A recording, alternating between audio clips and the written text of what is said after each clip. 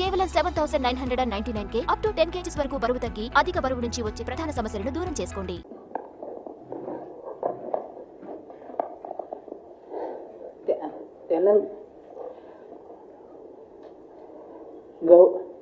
గౌరవనీయులైన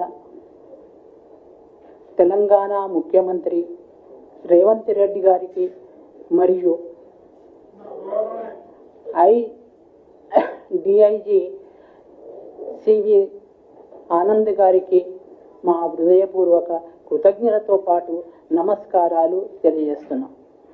దానితో పాటే ఏడీజీ ఇంట్ మరియు ఐజీ గారికి కూడా ప్రత్యేక కృతజ్ఞతలు తెలియజేస్తున్నాం.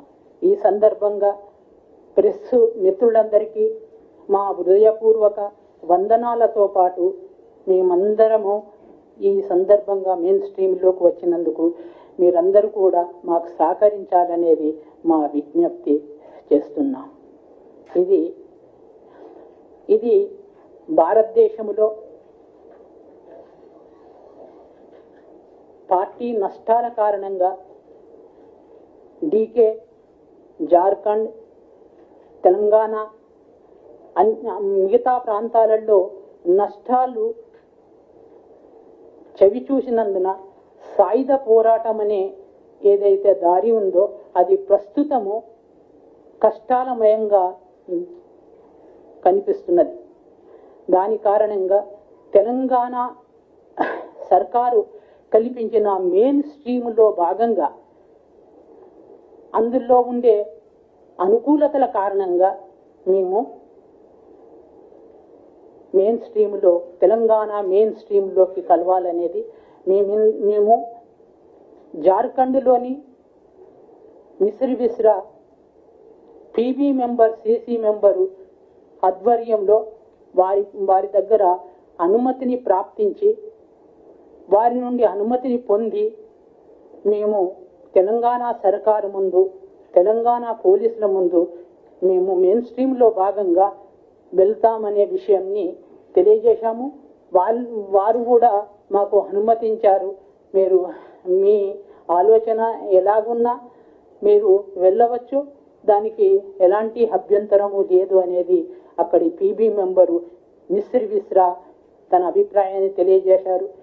ఇది ప్రజలందరికీ మేము తెలియజేసేది ఏంటంటే ఈ సందర్భంగా ప్రజలందరికీ మా హృదయపూర్వక వందనాలతో పాటు పేద ప్రజలు తప్పకుండా ఏనాడో ఒకనాడు వాళ్ళ హక్కులను సాధించుకొని లీగల్ పద్ధతుల ద్వారా ఈ దేశానికి ఉపయోగపడతారనేది మా ఆశ. మేము కూడా వాళ్ళకు శాంతియుతంగా ఆ ప్రజలు చేయాలనేది మా ఆశగా ఉంది. ఇంతే నేను చెప్పదలుచుకున్నది. ప్రస్తుతం పరిస్థితి ఎలా ఉంది సార్ ఒక సభి అందరికీ మీకు ఒక విషయాన్ని ఈ ప్రెస్ మీడియా తరఫు నుండి చెప్పదలుచుకునేది ఏంటంటే జార్ఖండ్లో ఉన్న CC PB member misri Bisra దాదా పూర్వ సచివ్